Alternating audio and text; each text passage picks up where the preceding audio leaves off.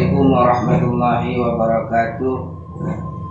Saya Dr. Andus Haji Razali, pimpinan Pondok Pesantren Darul Muta'allimin Tanah Merah Aceh Siti. Pertama, menyampaikan ribuan terima kasih kepada Bapak Kapolda yang telah menyampaikan himbauan supaya kita tetap meninggalkan yang namanya narkoba, ganja, dan lain-lain sebagainya. Nah, narkoba ini bisa berpengaruh bukan saja kepada yang memakannya, tetapi sampai ke anaknya nanti bisa berpengaruh. Mengalirlah darah-darah yang haram kepada anak. Kalau bapaknya udah mati-matilah bapaknya, tapi anaknya bagaimana?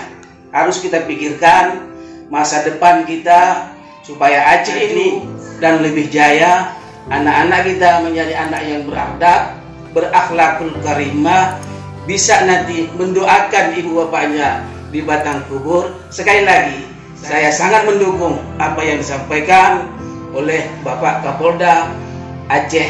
Terima kasih. Assalamualaikum warahmatullahi wabarakatuh.